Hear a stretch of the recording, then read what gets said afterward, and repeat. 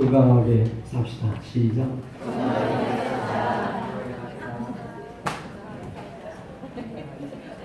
굉장히 무서워요. 오늘 옷들이 껌만 옷 입고 온 분들은 더 무서워. 자, 다시 옆 사람 보고 건강하게 오늘 합시다. 아니.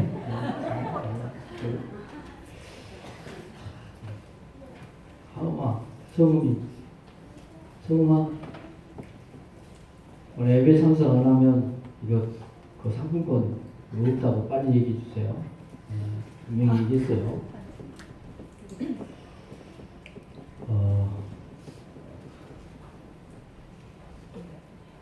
30초 중요하다고 그랬어요.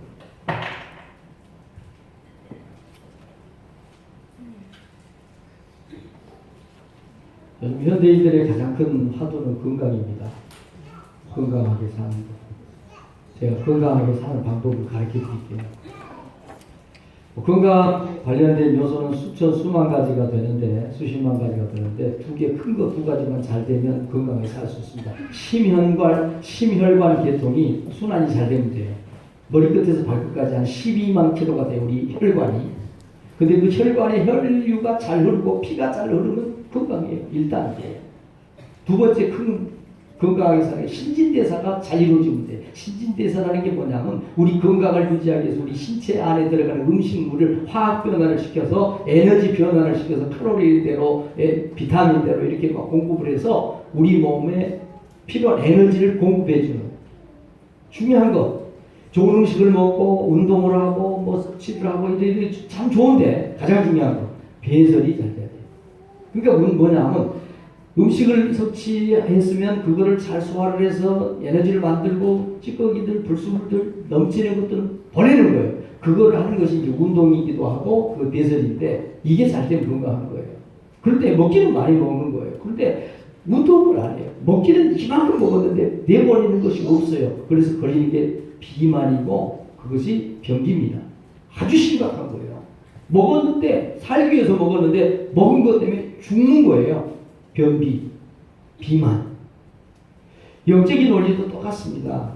우리가 건강하게 살려고 하면 우리 혈관이 잘 흐르는 것처럼 성령이 우리를 주장하고 성령이 우리를 잘 이끌어가는 우리의 영적인 막힌 부분이 없으면 우리가 영적으로 건강하게 살 수 있고 영적인 신진대사를 잘하면 건강하게 살 수 있어요. 먹어야 돼요. 뭘 먹어야 돼요? 하나님의 말씀을 먹고 은혜를 먹고 하나님이 주시는 성령의 능력을 먹고 먹었으면 그걸 흘려보내야 되는 거예요. 이스라엘에 보면 강인데 호수인데 너무너무 크니까 호수라고 부르지 않고 바다라고 부르는 두 개의 호수가 있어요. 이 위에 있는 이게 갈릴리 바다라고 하는 갈릴리 호수예요.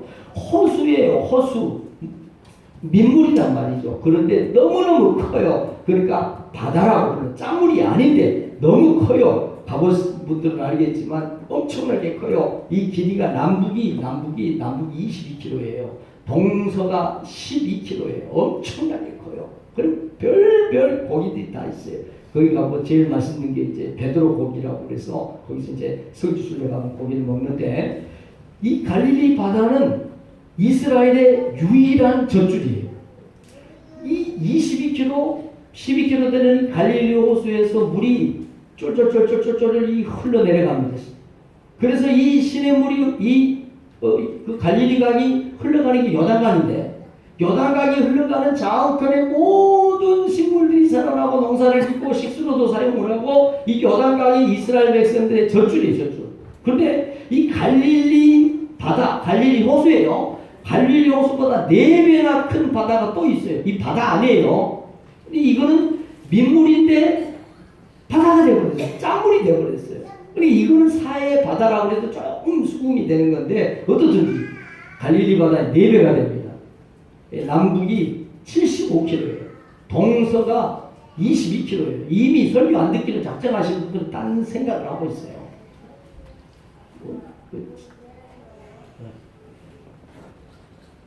여러분 잘 반응하시기 바랍니다. 아멘 안 할 줄 알았습니다. 진짜 잘하니까. 이 갈릴리는 작아요. 사해바다에 비해서. 사해바다는 갈릴리보다 4배나 커요. 그런데 이 사해바다는 사는 생물이 하나도 없어요. 그래서 이 사해바다 이름이 사해, 죽을 사, 바다해, Dead Sea. 생물이 하나도 없어요. 4개나 되는데. 4배나 큰데. 왜 그렇게 되느냐? 이 작은 갈릴리 호수는 이스라엘의 모든 사람들의 생명줄이고 젖줄인데 왜 이 사해바다는 그렇게 큰데 왜 사는 생물이 없고 다른 사람을 살리는 생수가 되지 못하느냐? 딱 하나 이유가 갈릴리 바다는 물을 계속해서 흘려보냅니다. 갈릴리 바다는 여기가 헐몬스에 시리아, 요르단 이쪽에 이 경계인데 이 시리아 경계인데 이 단지역이에요. 단지.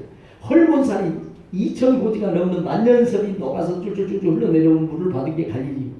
여기 물을 받아서 갈릴리는 계속해서 흘려보냅니다. 그러니까 살아있어요. 왜? 신진대사가 일어나고 있습니다. 하나님의 은혜를 받았어요. 하나님의 성령을 받았어요. 그 은혜를 흘려보낼 때 영적으로 사는 거예요. 먹었어요. 운동을 해서 소화를 시키거나 먹었어요. 그것을 잘 소화를 시켜서 찌꺼기 보내야 사는 거예요. 영적인 원리가 똑같아요. 여러분, 오늘 하나님께서 신명기 15장에 이스라엘 백성들에게 주신 말씀입니다. 40년 광야 생활 뺑글뺑글 살았어요. 하나님 말씀 들으면 살고, 하나님 말씀 들으면 좋은 거 먹고, 하나님 말씀 들으면 옷 입고, 하나님 말씀 들으면 반석에서도 물을 먹지만 하나님 말씀 안 들으면 국물도 없다. 40년 동안 배운 이스라엘 백성들에게 이제 가나안 땅 들어가는 초입에 모세를 통해서 하나님이 주신 말씀이에요. 너희가 좋은 거 먹고 싶니? 너희 잘 살고 싶니? 진짜 젖과 꿀이 흐르는 땅에 들어가서 젖과 꿀이 흐르는 그 땅의 열매를 먹고 싶니? 복을 누리고 싶니? 그러면서 주신 말씀이에요. 저는 우리 성령교회 성도들이 모두 다 하나님이 주신 복을 누리면서 하나님이 주신 복을 넘치도록 받아서 넘치도록 받은 그 복을 넘치도록 올려보내는 복된 삶을 사는 성도들이 우리 성령교회 성도들이 되기를 간절히 진짜 간절히 소망하고 소원하고 기도합니다. 아멘. 신명기 15장 이 말씀은 참 귀한 말씀이에요. 땅에는 언제든지 가난한 자가 그치지 아니하겠으므로 내가 너에게 명령하니 이르노니 너는 반드시 내 땅 안에 내 형제 중 곤란한 자와 궁핍한 자에게 내 손을 펴라. 젖과 꿀이 흐르는 땅에 가서 진짜 젖과 꿀이 흐르는 열매를 젖과 꿀이 흐르는 삶을 살고 싶어. 그러면 너 먼저 해야 될 게 있어. 네 손에 들고 펴야 돼. 여러분, 성경을 보면 하나님이 사랑의 하나님이고 조건 우리에게 베푸시고 나눠주시는 하나님인데 자세히 보고 정확하게 보면 하나님이 우리에게 복을 그냥 주는 적이 없어요. 우리가 하나님의 말씀에 반응하면, 우리가 하나님의 말씀을 따라 순종하면, 하나님의 말씀을 따라서 갈 때 하나님이 복을 주신다는 사실을 믿으시기를 바랍니다. 네. 여러분, 오늘 이 말씀을 통해서 저와 여러분이 이 시대에 젖과 꿀이 흐르는 가나안 땅의 복을 우리에게 주시기를 원하는데, 말씀을 나누면서 저와 여러분이 그 말씀의 진리를 깨닫고 그 주인공들 모두가 되는 은혜가 있기를 주의 이름으로 축복합니다. 우리에게 주신 첫 번째 교훈입니다. 가난한 자들을 돕는 것은 하나님의 복을 받는 지름길입니다. 할렐루야. 모든 사람들, 누구 한 사람 복 받고 살고 싶지 않은 사람 없어요. 더구나 교회 다니는 사람들, 교회 다니는 사람들도 하나님의 복 받기를 원해서 사실 교회 오는 건 아니겠어요? 어떻게 복을 받아요? 어떻게 해야? 그런데 복을 받는 지름길이 있다는 거예요. 그게 뭐예요? 오늘 7절 8절 말씀이에요. 내 하나님 여호와께서 내게 주신 땅 어느 성읍에서든지 가난한 형제가 너와 함께 거주하거든 그 가난한 형제에게 내 마음을 완악하게 하지 말며 내 손을 움켜쥐지 말고 반드시 내 손을 그에게 펴서 그에게 필요한 대로 쓸 것을 넉넉히 부어 주라.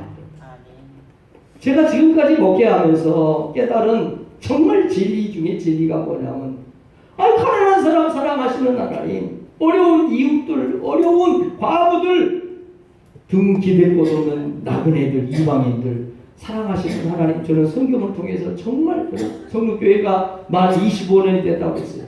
이 앞전 시간에 우리가 성록교회 만 24주년 기념 예배를 드렸어요.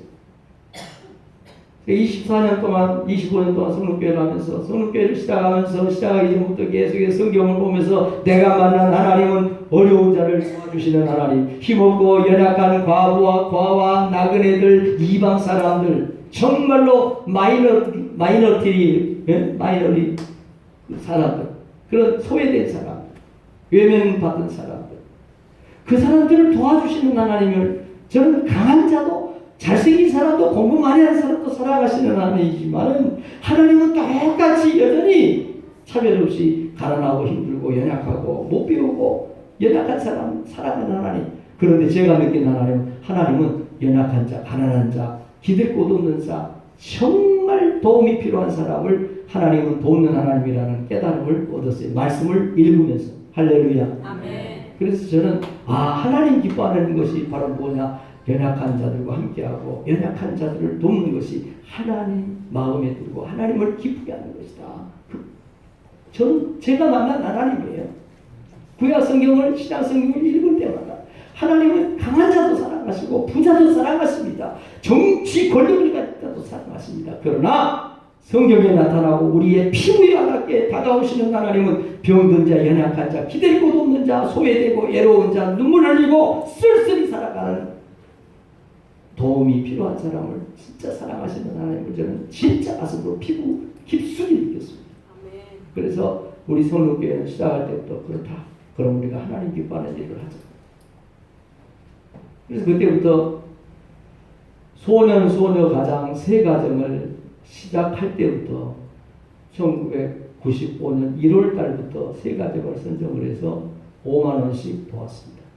한 번도 그때부터 시작한 선교가 지금까지 한 번도 빠지거나 줄어들거나 멈추거나 그런 적이 없었습니다. 그때 한 달 우리 교회 헌금이 15만 원이 안 나왔습니다. 어떻게 했는지 모르겠어요. 했습니다. 내 하나님 여호와께서 내게 주신 땅 어느 성읍에서든지 가난한 자는 반드시 있다. 그런데 그때 네가 너 손에 있는 거 움켜쥐지 말고 그거 펴면 내가 그것을 통해서 너에게 복을 줄 것이다. 그 얘기가 4절부터 6절까지 나와요. 내가 만일 내 하나님 여호와의 말씀만 듣고 내가 오늘 내게 내리는 그 명령을 다 지켜 행하면 조건이죠. 행하면이에요. 내 부모를 공경하라. 그리하면 내가 땅에서 살 때고 장수할 것이다. 구하라. 그리하면이죠. 두들기라. 그리하면. 성경은 자세히 봐야 돼요. 너무 이기적으로 성경을 우리가 봐요. 하나님은 내가 아무것도 하지 않고 아무런 노력도 하지 않고 하나님을 향해서 내가 어떤 정성 노력 수고도 하지 않아도 하나님은 무조건 나에게 다 해주시는 하나님. 아니요. 하나는 알고 둘은 모르는 거예요. 너가 만일 내 하나님 여호와 말씀 듣고 내가 오늘 내게 내리는 그 명령을 다 지켜 행하면 내 하나님 여호와께서 내게 기업으로 주신 땅에서 내가 반드시 복을 받으리니 너희 중에 가난한 자가 없으리라. 내 하나님 여호와께서 내게 허락하신 대로 내게 복을 주시리니 내가 여러 나라에 구워줄지라도 너는 꾸지 아니하겠고 내가 여러 나라를 통치할지라도 너는 통치를 당하지 아니하리라. 할렐루야. 아멘. 제가 만난 하나님은 뻔히 아시는 하나님이요. 세상 끝날까지 너희가 사는 세상에서는 가난한 자가 없어지지 않을 거래. 항상 고아가 있고 항상 외로운 자가 있고 병든 자가 있고 도와주지 않는 버림받은 사람들이 항상 있어. 그러면 그걸 아는 하나님이 가서 하나님이 돈을 주고 그냥 하나님이 고쳐주시고 하나님이 찾아가서 말해주시고 이루해 주시면 되는데 제가 만난 하나님은 그렇게 하지 않더라고요. 여러분이 아는 하나님은 어떤 하나님인지 모르지만 제가 만나고 제가 아는 하나님은 어렵고 힘든 사람, 가난하고 병들고 누군가 도움이 필요한 사람 하나님이 찾아가서 도와주지 아니하고 하나님이 사랑하는 하나님을 믿는 하나님이 믿고 맡길 수 있는 사람을 통해서 찾아가게 하시고 도와주게 하시고 베풀게 하시고 고쳐주시고 치료하시는 하나님인 것을 저는 발견했습니다. 하나님이 하시면 좋잖아요. 하나님이 찾아가서 돈 필요한 사람에게 돈 한 뭉치 놓고 오고 쌀 없는 사람 하나님이 쌀 포대기 짐을 짊어지고 와서 내려놓고 오고 그러면 되지. 그런데 하나님은 이 일을 그렇게 하지 않더라는 말이죠. 하나님의 말씀을 신뢰하고 하나님을 하나님으로 인정하고 하나님께서 믿고 맡길 수 있는 그런 어떤 사람들 여러분 저와 여러분이 하나님 앞에 받아서면 하나님께서 우리를 좋은 사람들을 만나게 하시고 그 좋은 사람들을 통해서 하나님의 천사들을 통해서 하나님의 축복의 통로들을 통해서 복을 받게 된다는 사실을 믿으시기를 바랍니다. 아멘. 사랑하는 성도 여러분, 우리 성교회는 아무것도 없었어요. 뭐가 있는 게 없었어요. 마이크가 있었어요. 피아노가 있었어요. 의자가 있었어요. 테이블이 있었어요. 없었어요. 아무것도 없었어요. 여러분, 근데 어떻게 이렇게 되는지 모르겠어요. 아무리 생각해도 이렇게 될 이유가 없어요. 여러분, 교회를 시작했는데 25년 됐다고 다 이렇게 건물을 가지고 우리 교회처럼 이 정도 되고 다 그런 거 아니에요. 25년 아니라 30년이고 40년이고 시작했다 사라지는 교회가 얼마나 많은지 몰라요. 저는 우리 성록교회가 정말 굉장한 어떤 사람들이 있고 부유하고 어떤 막 그런 사람들이 있는 거 아니지만 그래도 그나마 여기까지 우리 성록교회가 오게 된 것은 우리 성록교회가 하나님의 마음을 가지고 하나님이 원하는 일을 하려고 예를 쓰고 발버둥을 치는, 그리고 특별히 가난하고 어렵고 우리의 도움이 필요한 이들에게 손을 펴는 우리의 선교, 우리의 구제, 우리 하나님을 향한 그 열정, 그것 때문에 하나님이 여기까지 우리 성도교회를 인도했다고 저는 믿습니다. 아멘. 저는 믿습니다. 한 5년 전에 제가 말씀을 묵상하면서 눈이 번쩍 뜨이고 가슴이 막 방망이질을 하는 경험을 했습니다. 여러분, 제가 여러분에게 돈 버는 것처럼 큐티하세요, 직장 생활하는 것처럼 말씀 붙잡고 신음하세요 하는 이유가 왜 그런 얘기를 합니까? 힘들어도 말씀 속에서 하나님을 만나면 그 힘든 걸 돌파할 수 있어요. 이길 수 있어요. 포기하고 싶고 끝내고 싶은 상황에서 말씀 묵상하다가 하나님 붙잡으면 말씀이 능력이 되면 그거 아무것도 아니에요. 그래서 제가 여러분에게 좀 센 말이지만 돈 버는 것처럼 큐티하시라고 부르는 거예요. 여러분, 직장 생활하는 것처럼 큐티하셔야 됩니다. 이 마지막 시대에 우리의 믿음, 우리의 신앙 지키는 유일한 것은 말씀이에요. 아멘. 내 감정을 믿을 수 있다. 천만의 말. 아침, 점심, 저녁 우리 감정이 다 틀려요. 어제는 나를 좋게 얘기를 했다. 조금 삐뚤어지니까 내일 아침에 나를 얼마나 모함을 하고 욕을 하고 손가락질. 믿을 수 있어요? 오직 믿을 수 있는 것은 주님의 변함없는 진리에 살아계신 말씀밖에 없다는 것을 믿으시기를 바랍니다. 아멘. 5년 전에 제가 그걸 또 경험을 한 거예요. 잠언 22장 9절. 나는 이 성경 말씀이 성경에 기록이 되어 있는지 몰랐어요. 이 몰랐다는 것은 성경을 안 읽었다는 게 아니에요. 제가 성경을 수십 독, 몇 독을 읽었는지 정확하게 모르지만 100독 이상을 했을 거예요. 성경을 많이 읽었어요. 그런데 그날 묵상하면서 그날 아침에 잠언 22장 9절 말씀을 보면서 나는 이 말씀이 성경에 기록이 되어 있는지 처음 알았어요. 꼭 그처럼 느껴졌어요. 선한 눈을 가진 자는 복을 받으리니 이는 양식을 가난한 자에게 줌이니라.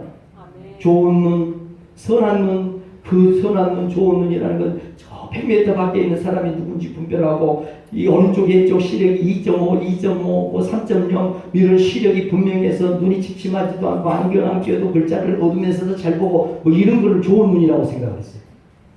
그런데 아니었어요. 성경 기자는 하나님은 선한 눈이라는 것은, 좋은 눈이라는 것은 글씨를 정확하게 보고 100m 밖에 있는 사람이 누군지를 분명하게 알아보고 그 작은 글씨를 정확하게 또렷하게 보는 그 눈이 좋은 눈이 아니라 진짜 좋은 눈은 어떤 눈이냐, 눈을 가진 사람에게 하나님의 눈을 줘서 좋은 눈을 가진 사람은 가난한 사람이 누군지, 양식이 필요한 사람이 누군지를 보고 분별해서 그 양식이 필요한 사람에게 양식을 갖다 주도록 그거를 보게 해주는 눈이 선한 눈이고 좋은 눈이고 그 눈이 하나님의 축복을 받는 눈이라는 것을 깨닫게 해주셨습니다.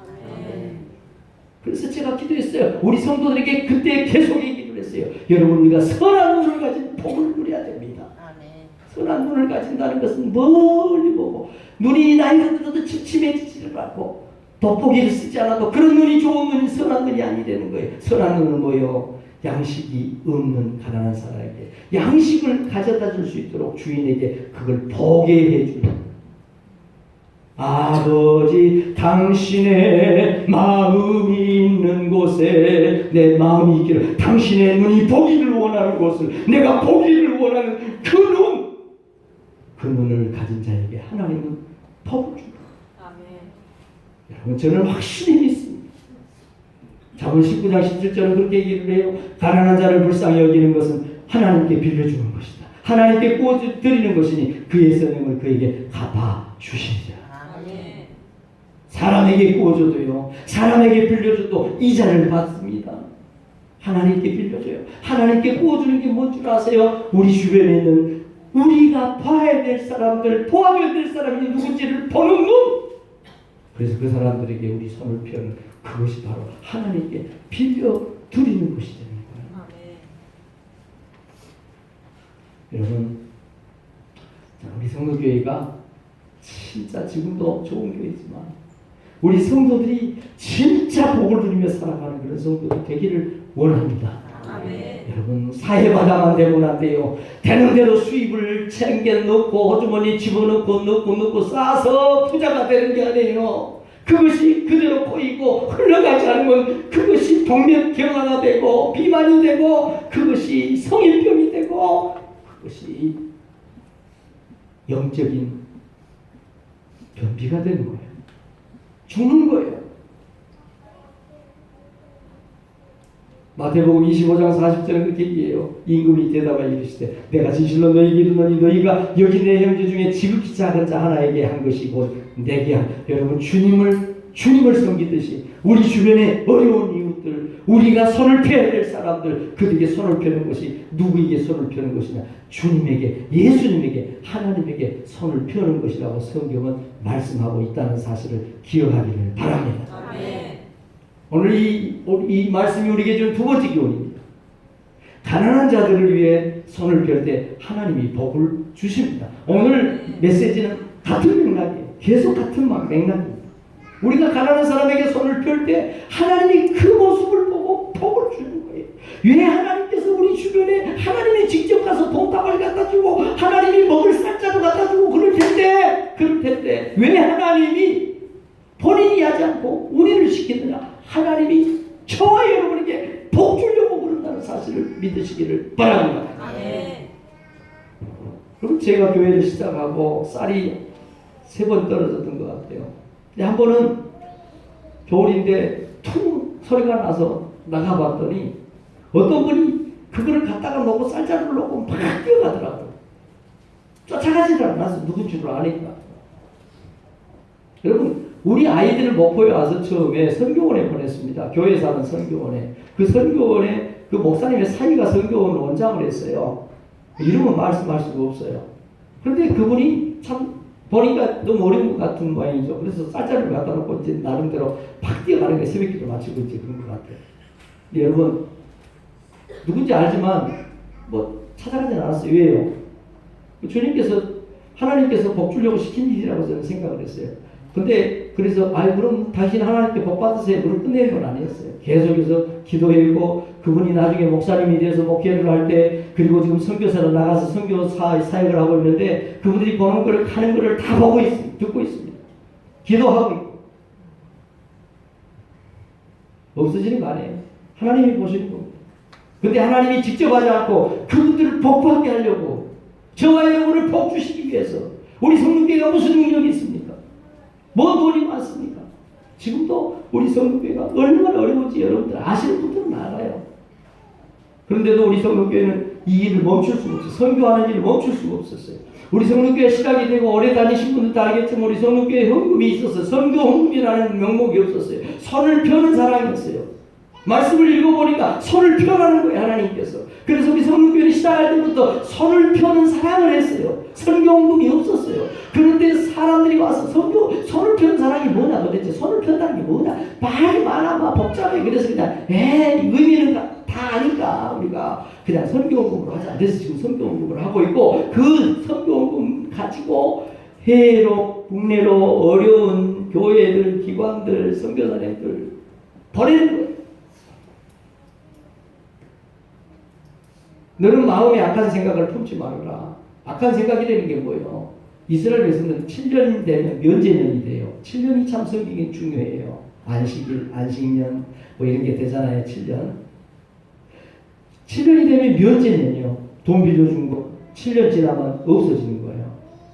뭐 아무튼 뭐 땅을 농사를 지어도 7년째는 쉬게 해줘야 돼요. 7년, 직년 뭐 이런 거 아시죠? 그러니까 사람이 살다 보면 좀 형편이 괜찮은 사람이 있고 어려운 사람이 있는 건 사실이에요. 그건 뭐 어쩔 수 없는 거죠. 그러다 보니까 살다가 돈이 없으면 좀 빌려달라고 그래요. 근데 중요한 것은 빌려준다고 할 때는 빌려줄 때 그 빌려갈 때 마음 금방 갚고 싶어. 갚고 싶은 마음이 있는 거예요. 그런데 살다가 보면 그 약속은 못 지켜요. 그러나 안 도와줄 수는 없어. 빌리고 빌고 있고 빌려줄 일을 안 할 수가 없단 말이에요. 살다가 보면 이게 사는 거예요. 그래서 이제 면전이 끝나고 첫째, 둘째, 셋째 년까지는 뭐 3년까지는 빌려주면 시간이 많이 남았으니까 빌려주겠지, 갚아주겠지 그러고 쉽게 돈을 빌려준단 말이에요. 근데 이제 5년, 6년째쯤 돼서 돈 빌려달라고 그러면 사람들의 마음이 욕심이 생기는 거예요. 욕심이 생기는 게 아니고 경계심이 생기는 거죠. 이제 7년째 되면 돈을 못 받는 거예요. 빌려줬는데. 남경화 집사님 같은 경우는 쉽게 빌려주겠습니까? 이제 5년, 6년, 5월달 정도 됐다. 그러면 이제 5달 지나면 땡인데, 안 주면 못 받는 거예요. 그거 돌려달라고 그럴 수가 없는 게, 이게 이스라엘은 지금도 유대 중동은 수국법이라는 게 그래서 있는 거예요. 수국법이 뭐예요? 형제 나라가 돈 빌려달라고 이자 없이 빌려주는 거예요. 수국구 돈이 우리나라 지금 평창 올림픽하고 적자가 수조 원 났는데, 중동 수국구 자금이 들어왔어요. 지금 우리나라에. 그러면 전혀 신경도 안 쓰고 무슨 전라도가 빨갱이니 우익이니 좌익이니 요지거리 나고 있고 진짜 제가 11시에 이런 할 얘기는 아니지만 정신을 바짝 차리셔야 됩니다. 그래서 어떻든지 면제년 7년이 되면 이스라엘은 복잡해질 생각, 경제 개념이 막 땅을 빌려줬다고도 7년째 되면 그냥 이렇게 돈 탕감해줘야 되고 빌려줬다고도 돈도 그냥 탕감해줘야 되고 7년이 가까워지면 사람이 욕심이 생기는 거예요. 빌려줘야 되는데 어려운 줄 아는데 7년 되면 안 되는데 안 주면 못 받는데 안 준다는 거예요. 여러분 그게 바로 악한 생각이라는 거예요. 너는 마음에 악한 생각을 품지 말아라. 곧 이르기를 일곱째 면전이 가까이 왔다 하고 내 궁핍한 형제를 악한 눈으로 바라보며 아무것도 주지 아니하면 그가 너를 여호와께 호소하리니 그것이 너에게 죄가 될 것이다. 죄, 적극적인 죄, 성경이 말하는 죄, 하나님이 도우라고 했는데 안 도우는 게 죄가 된다. 여러분, 이 앞전 주에 우리가 죄를 그렇게 생각했죠. 기도하지 않는 것이 죄다.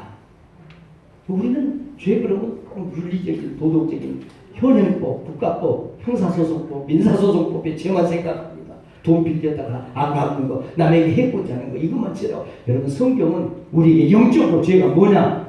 형제에게 돈 빌려줘야 되고, 형제를 도와줘야 되는데, 안 도와주는 게 죄고, 기도해야 되는데 기도 안 하는 게 죄고. 할렐루야. 아멘. 그것이 죄가 된다. 너 도와줘야 된다는 거예요. 그것 때문에 이로 말미암아 내 하나님 여호와께서 내가 하는 모든 일과 내 손이 닿는 모든 일에 내게 복을 줄 것이기 때문이다. 할렐루야. 아멘. 여러분 참 저희가 살 때 어렸을 때 어려웠습니다. 먹고 살기 힘들었어요. 그래서 저는 진짜 가난한 집에서 태어났고 살기 때문에 이 말씀이 가슴에 그냥 와닿아요. 신명기 24장에 있는 말씀이에요. 너희 농사 짓고 나서 감람 농사 짓고 다시 돌아가서 나무에 달려있는 올리브 감람 그거 따지 마. 왜? 너희들이 다 따버리면 밭도 없고 농사도 없고 힘도 없고 살아가는 나그네들, 고아들, 과부들 뭐 먹고 사니? 그러니까 농사 짓고 올리브 포도주든 포도 농사든 보리 농사든 기리 농사든지 농사 짓고 한번 수확해서 거둬가면 뒤에 한 무씩 떨어져 있더라도 가서 주워오지 마. 왜? 그거는 가난한 사람들, 고아들, 외국인들 먹고 살아야 될 거야. 신명기 24장 19절부터 21절까지 그 말씀이에요. 내가 밭에서 곡식을 벨 때 그 한 무술 밭에 잊어버렸거든. 다시 가서 가져오지 말고 나그네와 고아와 가부를 위하여 남겨두라. 그리하면 내 하나님 여호와께서 내 손으로 하는 모든 일에 복을 내리시리라. 여러분 내가 너 감람나무를 뜬 후에 그 가지를 다시 살피지 말고 나무를 감람 열매를 따는데 샅샅이 나무 막 이파리 뜯어가지고 혹시 나무 뒤에 이파리 뒤에 숨어있는 거 다 따지 말라는 거예요. 왜? 그거 놔둬야 진짜 가난한 사람들이 그거 따서 먹고 살 것 아니냐. 아니 내 밭에 내 포도나무고 내 올리브나무인데 내가 수고해서 버리 심고 귀리 농사지었는데 왜 남은 걸 줍지 말라고 그래요. 그것도 하나님이 주신 것이에요. 어차피 그 남은 것은 객과 고아와 가부를 위하여 남겨두며 내가 내 포도원에 포도를 딴 후에 그 남은 것은 다시 따지 말고 객과 고아와 가부를 위하여 남겨두어라. 왜? 그래야 그거 주워 먹고 사는 사람들이 주워 먹고 살 건 아니냐. 저 어렸을 때 진짜 고구마 농사 끝나면 밖에 싸다 들고요. 아침 일찍 엄마가 깨워요. 갔다 오나. 그러면 농사 다 수확해 가지고 고구마 막 밭에 가면 거기 버리를 다시 심고 막 그러잖아요. 그런데 반드시 거기 가면 이삭들이 있어요. 죽지 못한다. 아무리 사람들이 좋은 것 같지만은 반드시 돈 같이 길을 똑같이 가는데 길에 떨어지는 1,000원짜리, 10,000원짜리 꼭 죽는 사람만 주세요. 안 그래요? 보는 놈만 보는 거예요. 안 보여요. 고구마가 안 보여요. 그래가지고 진짜 우리는 논이 한 톨도 없어요. 한 탱도 없었어요. 논이. 밥을 못 먹어요. 쌀밥을. 그런데 가을 농사 짓고 나면요. 그거 이렇게 이삭 주워가지고 그 어머니가 이렇게 찧어가지고 그걸로 쌀밥을 해서 먹은 기억이 있어요. 그건 뭐예요? 그게 까치밥이에요. 까치밥이 뭐예요? 참으로 어렵고 힘들고 살아가는 우리 때 집안에 감나무 하나 이렇게 큰 자산이었어요. 거기 좋은 간식거리였고 또 식량이기도 했고 정말로 그게 든든한 어떤 배경이 됐어요. 그런데도 가을에 어머니가 감나무 감 딸 때 반드시 얘기를 해요. 친구야 꼭대기 감 2개, 3개는 놔둬라. 왜 놔둬? 왜 놔둬? 그거 따서 우리 먹어야지. 엄마가 그래요. 그 까치밥이다. 까치가 말을 할 줄 알아요. 까치가 국적이 있어요. 까치가 뭐래? 그런데 까치도 먹고 살아야 될 것 아니냐. 그래서 까치들이 살고 그래서 가난한 저가 살고 가난한 우리들이 그래서 하나님 은혜로 살아서 여기까지 온 거예요. 아멘. 할렐루야. 아멘. 여러분 그게 까치밥이에요. 하나님이 그럴 때 그런 사람들을 통해서 하나님이 복을 준다는 거예요. 이스라엘 백성들이 농사 짓는 방법은 달라요. 참 이상해요. 6월달, 7월달쯤 되면 애굽의 나일강이 범람해요. 우리나라가 생각하는 홍수처럼 다 쓸어가 버린 그런 홍수가 아니라 완만한 홍수예요. 6월달, 7월달 되면 광수량이 그때 이제 집중되니까 물이 막 싹 흘러간단 말이죠. 우리나라 홍수 개념은 좀 달라요. 좀 완만하게 물이 흘러가요. 그런데 그때 나일강 주변에 사는 사람들이 머리에다가 곡식 종자 씨를 가지고 나와서 그 홍수가 나가고 막 물이 범람해 흘러가는데 그 나일강에다가 막 곡식 씨를 뿌리는 거예요. 바보 같은 짓 아니에요. 바보 같은 짓 아니에요. 그래서 전도서 11장 1절 2절은 너는 너 떡을 물 위에 던져라. 여러 날 후에 도로 찾을 것이다. 7이나 8에게 나눠줘라. 무슨 재앙이 땅에 임하든지 내가 알지 못한 이걸 현대인 성경은 이렇게 번역을 쉽게 해놨어요. 너는 물질을 후하게 나누어 주어라. 언젠가는 그것이 너에게 되돌아올 것이다. 나일강에 홍수가 범람했는데 거기다가 곡식씨를 진짜 사람 먹을 것도 없는 곡식씨를 거기다 나일강에다 던지면 없어지는 것 같죠. 그런데 그게 이스라엘 백성들의 농사짓는 방법이라는 거예요. 나일강의 저 밑에 보면 삼각주, 델타 삼각주라고 하는 좋은 평가가 있습니다. 나일강 배 타고 사람들이 며칠을 가도 가기가 어려운 그 길을 홍수가 났을 때 물이 휩쓸려 갈 때 거기다 곡식씨를 갖다가 막 뿌려버리는 거예요. 그러면 그 물이 홍수가 델타 삼각 나일강 평야에 갔다가 사람은 안 가도 물이 그 곡식을 갖다가 삼각대에다 쫙 뿌려서 자연 파종을 해주는 거예요. 수확할 때 가을에 낫만 들고 가면 수확 그 도구만 가져가면 수확을 하게 해요. 여러분 하나님의 방식이 하나님의 농사짓고 하나님의 복주는 방법이 바로 이런 방법이라는 것을 믿으시기를 바랍니다. 그래서 주님이 말씀하시는 거예요. 주라 그리하면 너희에게 줄 것이다. 여러분 저희 교회는 6월달부터 의약품 선교회에다가 선교비를 조금 더 보내기로 했습니다. 뭐 이런 얘기하면 여러분들 상당히 부담되죠. 부담을 좀 느낌은 참 좋고 안 느껴도 할 수 없어요. 근데 제가 우리 성로교회를 목양하면서 얻은 깨달은 진리가 뭐냐면 설교하면 우리 교회 망하지 않는다는 확신이 생겼어요. 이건 뭐 성경에 나와 있는 확신이고 하나님이 뭘 써준 영수증을 가진 것도 아니에요. 내가 가진 내 믿음이에요. 내가 아마 우리 성교회가 우리 돈 모으자 우리가 어떻게 해서 좀 비슷하다 갑자기 선교를 줄이고 선교를 쉬고 그러면서 막 해서 빚 갚자 해서 우리 성교회는 이 건물도 없을지도 몰라. 아마 그럴 거예요. 왜냐면 목사가 시원찮잖아요. 목사가 시원찮은데 하나님이 왜 이런 건물도 주시고 여러분같이 괜찮은 성도들도 보내주시느냐 하면 우리가 하나님의 마음, 하나님의 눈을 가지고 다른 거 못하지만 우리 어릴 때 졸라매면서 자꾸 하나님이 보내고 싶은 데다 물질을 흘려보내고 우리가 힘들고 어렵지만 그 일을 하려고 하니까 하나님이 부족하고 보잘것없는 목사지만 성록교회가 여기까지 지탱하게 하셨다고 저는 믿습니다. 그러니까 여러분 그걸 갖고 왜 그렇게 믿냐? 이거 제 믿음이니까 그건 말씀하시면 안 돼요. 시골에 보건 진료소도 없고 병원도 멀고 교인도 2명, 3명, 80대, 90대 된 할머니들 사는 섬들이 많아요. 우리 뭐 번호에. 거기가 전도하는 방법이 뭐겠어요? 뭘로 전도를 해야 돼요? 아픈 사람한테 약 주고 그 교회 목사님한테 약품을 지원해서 보내는 거예요. 우리 교회가 다 할 수도 없어요. 돈 없어서. 근데 그런 일을 하는 분들이 계세요. 그래서 제약회사에서 그 교회 목사님한테 한 달에 5만 원어치 약을 보내주는 거예요. 파스 같은 거, 소화제 같은 거, 뭐 진통제 같은 거. 그런 걸 약을 보내줘요. 그러면 약을 가지고 와서 목사님이 신방 겸 전도 겸 돌봄 겸 찾아가서 주민들하고 이렇게 하면서 우리 예수 사랑을 나누는 그거 하는 거. 오늘 6월 달부터 우리 교회가 그거를 또 좀 선교하기로 했어요. 우리 돈 없어요. 회개하시는 분들, 관계되는 분들 다 알아요. 얼마나 어렵게, 얼마나 살인사를 해가는지. 그런데 왜 우리가 이걸 하느냐? 우리가 줘야 하나님이 누르고 흔들어 넘치도록 우리에게 준다는 사실을 저는 알기 때문입니다.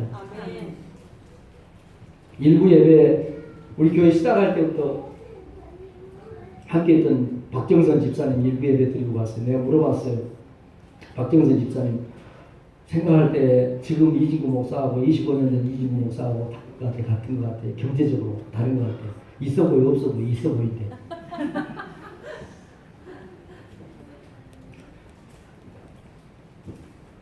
예, 우리 교회에 제 사례비 주는 분들 뭐 관계된 분들 다 아셔요. 장로님 얼마 받는지.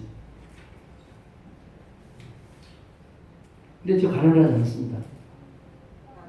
돈 많다는 건 아니에요. 또 와서 좀 더 도와주세요. 그러면 줄 돈이 별로 없습니다. 작년 12월 달인가요? 11월 달인가요? 어떤 분이 큰 마음을 먹고 돈 100만 원을 주셨어요. 큰 돈입니다. 저 쓰라고. 근데 그 다음날 월요일인데 신안 도서 지역에 이제 2명, 3명, 80대, 90대 되는 이제 할머니들 계시는 교회 목사님들이 계세요. 그걸 이제 가기로 했어요. 제가 이제 뭐 노회장이니까 돌아보기로. 서기 목사님하고 같이 가기로 했는데 서기 목사님 일이 생겼어요. 그래서 제가 우리 김용호 사모님을 같이 가자고 했어요. 같이 갔어요. 둘러보고 왔는데 세상에 야, 뭐 일주일도 아니고 며칠도 아니고 3일도 아니고 한 이틀 만에 갔다 와서 적자 봤어요. 돌아와서 통장 계좌번호 불러서 그냥 싹 버려버리더라고. 보태가지고. 여러분 이건 절대 오해 없이 들으시면 참 좋겠습니다. 제가 그래도 먹고 살고 우리 교회가 우리 가정이 우리 자녀들이 여러분 보시잖아요. 우리 애들이 학원 가고 싶다고 그럴 때 학원을 하고 못 보냈습니다. 돈 주고 보낸 적이 없습니다.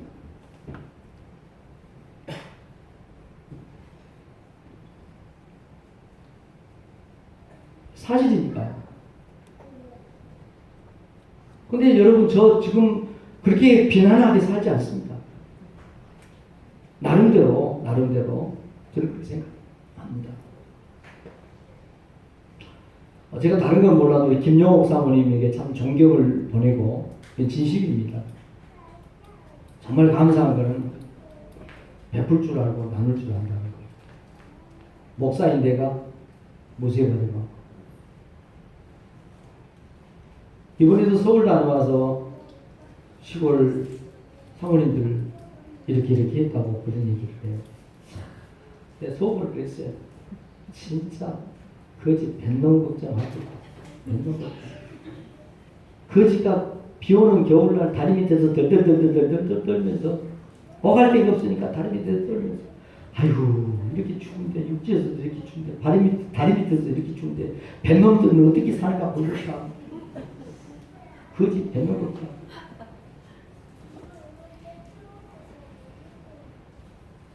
그 돈 나를 좀 주지.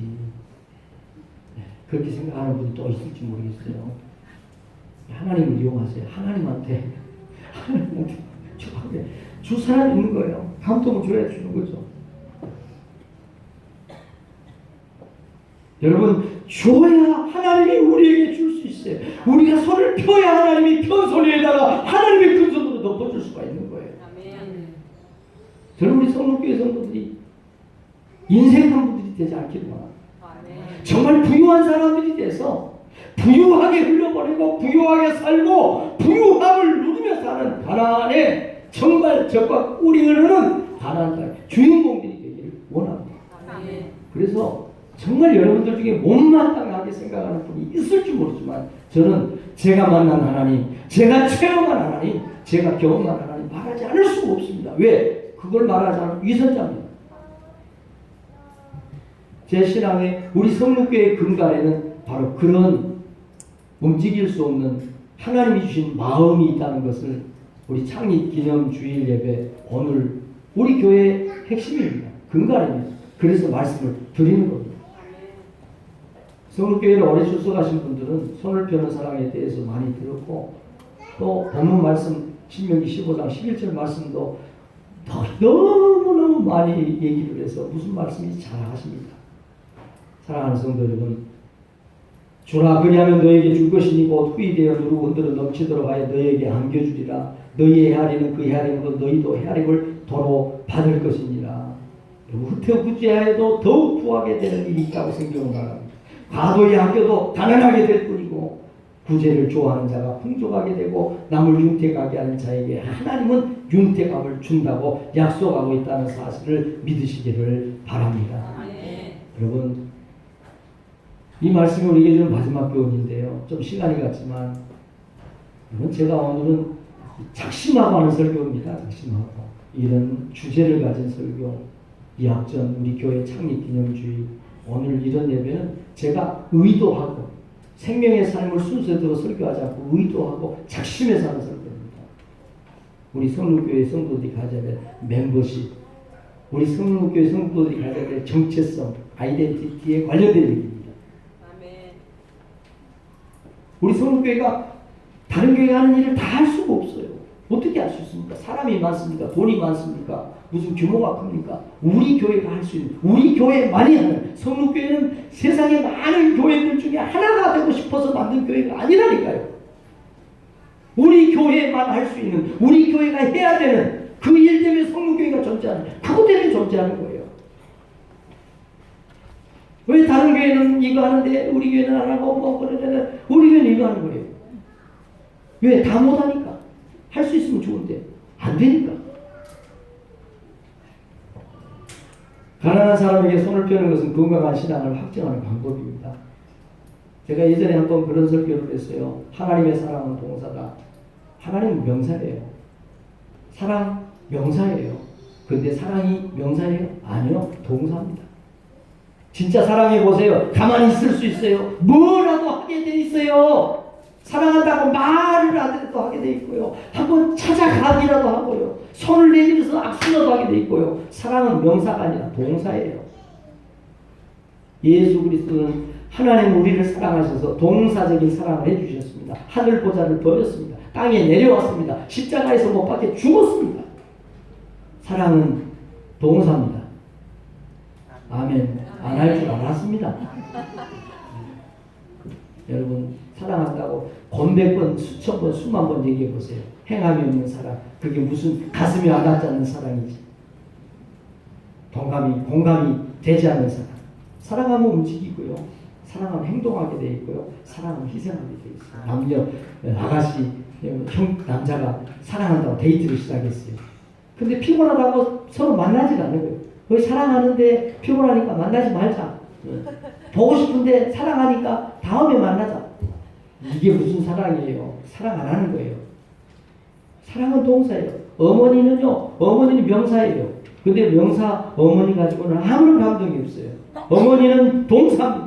어머니 그러면 가슴에 찡하게 그냥 다가오는 게 있어요. 어머니의 눈물, 어머니의 헌신, 어머니의 사랑. 어머니는 명사가 아니라 어머니는 동사예요. 먹고 싶은 것을 그걸 입에서 빼서 자식에게 채워 먹이는 동사. 그게 어머니예요. 무슨 어머니가 명사입니까? 사랑이 무슨 명사예요? 사랑은 동사입니다. 우리가 하나님을 사랑한다고 수백 번, 수천 번 얘기를 해보세요. 해감이 없는 그 믿음이 무슨 믿음이? 제가요 성육교회를 하면서 하나님한테 참 하소연 많이 했습니다. 왜 하소연을 했느냐면 하나님 세상에 우리나라만 해도 목사가 한둘입니까? 목포만 해도 교회가 수백 개잖아요. 왜 나한테만 그래? 하나님 자꾸 막 그러세요. 왜 나를 힘들게 하세요? 막 정말 그랬어요. 정말 그랬어요. 하나님 왜 우리가 아이를 데리고 와서 수술을 해야 됩니까? 돈도 없는데 왜 우리가 각본에다가 교회를 세워야 됩니까? 같이 선교하러 다니는 서울, 인천에, 안양에, 일산에 교회는 교회도 많고 교회도 크고 돈도 많은데 그런 목사님들은 가만히 있는데 왜 하나님들이 이지고 목사를 그냥 그렇게 힘들게 몰아붙여가지고 돈 없는데 교회도 짓게 하고 막 왜 그렇습니까?